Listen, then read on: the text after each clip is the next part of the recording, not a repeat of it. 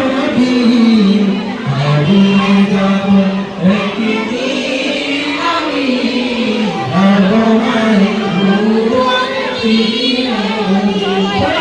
হারিয়ে যাব একদিন আমি তোমায় সবার জন্য অনেক অনেক শুকরিয়া।